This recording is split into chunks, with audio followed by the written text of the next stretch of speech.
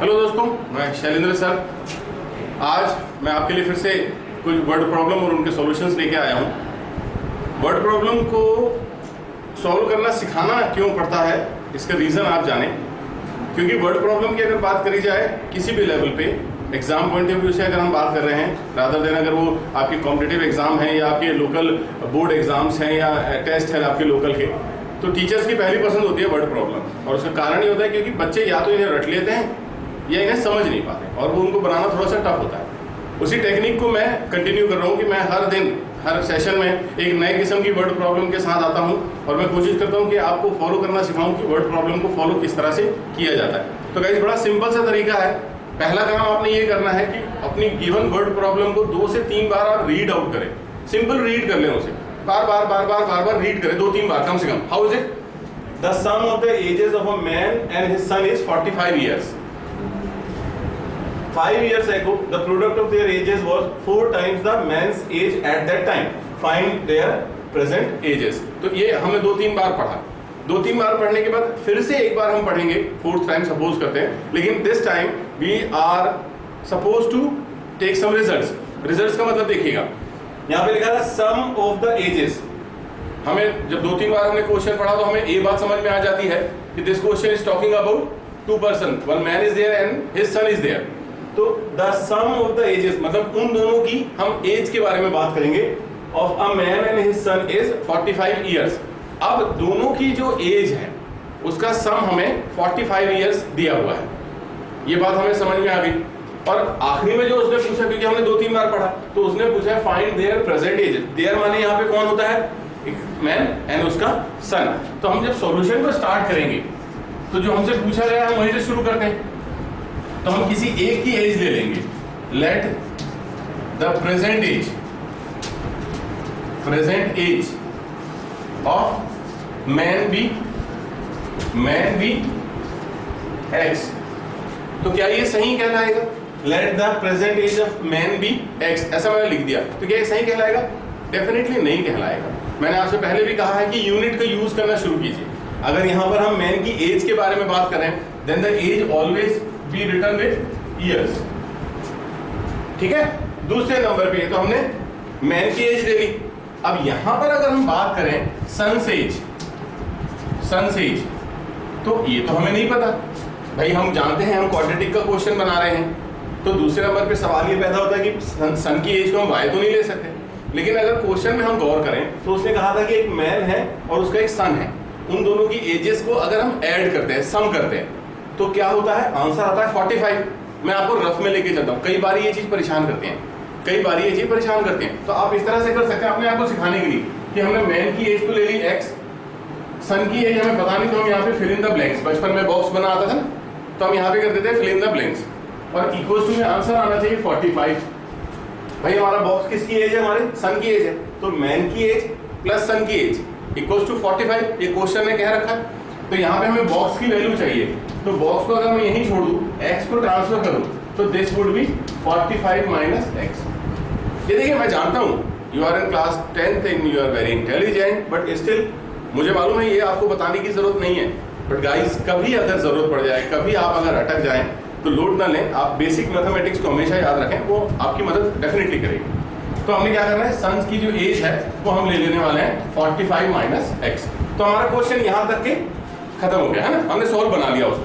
अब आगे देखते हैं 5 years ago। ये इतना सा जो 3 वर्ड लिखे हुए हैं, ये 3 वर्ड हमेशा मुझे इंटरप्ट करते हैं।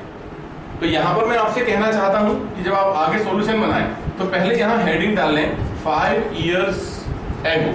अब मैं हमेशा कहता हूं, वैसे तो अगर ये क्लास में आप मेरे सामने होते तो मैं आपसे जरूर पूछता कि बताएं कि पापा की जो एज है, मैन की जो एज हमने x ईयर ली हुई है, तो 5 साल पहले वो कितने साल का रहा होगा? डेफिनेटली वो छोटा रहा होगा, कुछ तो छोटा रहा होगा। तो 5 साल पहले अगर मैं यहाँ पे लिखूं मैंस एज, तो वो हो जाने वाला है x minus 5। And son's age अगर मैं बात करूं तो वो भी कुछ छोटा हो जाएगा। तो अभी क्या है सन की एज? 45 minus x। 5 साल पहले की अगर हम बात कर रहे हैं, this would be 45 minus x minus 5, so that it can be written as 40 minus x. So these two ages are for 5 years ago, जैसे कि हमारे क्वेश्चन में हमको कहा गया 5 years ago, तो 5 years ago हमने दोनों की एजेस निकाल ली। प्रोडक्ट ऑफ देयर एजेस, हमने जो दोनों की एज निकाली है उनका प्रोडक्ट वाज, मतलब इनका प्रोडक्ट तो हमें करना, ये तो तय हो गया। तो यहाँ पे लिख लीजिए आप 80 क्योंकि कई बार मन में ये आता है कि ये कहाँ से आ गया, x minus 5 into 40 minus x, product करना है। प्रोडक्ट ने क्या बोला है, वॉज 4 टाइम्स, बचपन से जानते हैं 4 टाइम्स, मतलब 4 times 1 and 2 and 3 and 4 times, 4 times the man's age at that time, means उस समय at that time, what was the man's age at that time, means what time, 5 years ago. So this would be 4 times the man's age at that time. This is our required condition to be made. अब ये बनने के बाद हमारा छोटा सा job है कि हम इसको कन्वर्ट करें अपनी क्वाड्रेटिक इक्वेशन में, so that it is very easy to multiply now. So what is the multiplication? 40x, then it is minus x square, then it is minus 200 plus 5x is equal to 4x minus 20. I would like to suggest you कि यहाँ पर आप देखें highest power of x is having a minus sign, so that transfer all the terms at that side, right hand side.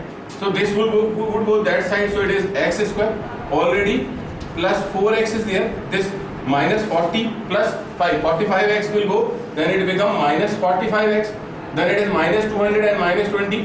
So plus 200 minus 20 is equal to 0. I think nothing has been left for transfer. So that the equation is reducible a little. X square, how much is it? Minus 41x plus 180 is equal to 0. As we have planned in the last session that the word problem will be solved with the help of formula method. You know another method, that is factorization method, but we have decided that this section we will be solving with the help of formula. So to use the formula, I have already suggested you that always write the formula first. So first of all, quadratic will be here, x square minus 41x plus 180 is equal to 0. Fine. Now here compare, a is equal to 1, b is equal to minus 41 and c is equal to 180.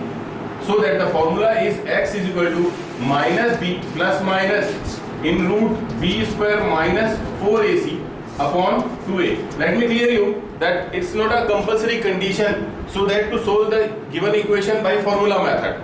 I am only suggesting you to make more practice for formula because we have already practiced so many questions for factorization. So this will give you a healthy practice for formula method. So that now put the values. The value of b is minus 41 plus minus here in root, it is b square means minus 41 square minus 4 into 1 into 180 it is upon 2 into 1, it is 2. Now what is it? X is equal to, here you can see clearly that minus and minus become plus, so that 41 plus minus in a root. Now we have to find out the value of 41 square, it is 1681 minus, what is it?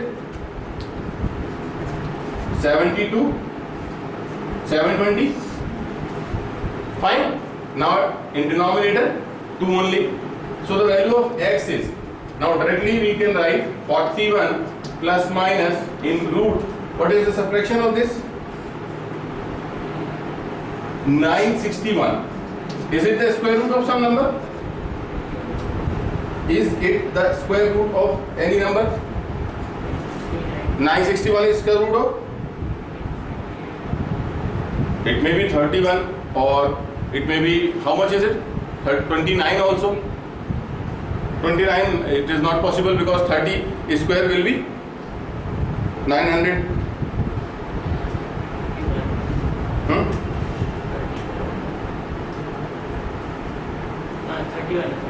31 it is, huh? So that x is equal to 41 plus minus 31 upon 2. As we have discussed previously that first we will be taking the plus sign. X is equal to 41 plus 31 upon 2. What is it? 72 upon 2. That is x is equal to 36 years, and put them in a box. Now take the minus sign. X is equal to 41 minus 31 upon 2. That is x is equal to 10 upon 2. Means x is equal to 5 years. So that we come to know. That the age of father will be. Is it wrong or little? I'm not getting the exact solution. हाँ?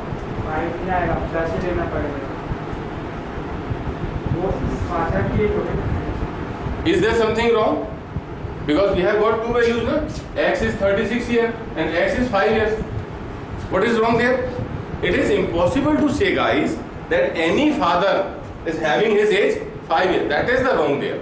So that when you come to know two answers, sometimes it creates confusion which one is correct. So that you have to take a good decision that any father cannot be age of 5 years. So that we will be taking the age of father will be 36 years. And how we will be finding the age of son? Here you can see son's age was 45 minus x. So that put the value of x here. Now the son's age will be 9 years. So that by this method, I think it is very simple. But to convert the word problem in our required quadratic, that is your main job which you have to perform while solving. So keep one thing in mind, that read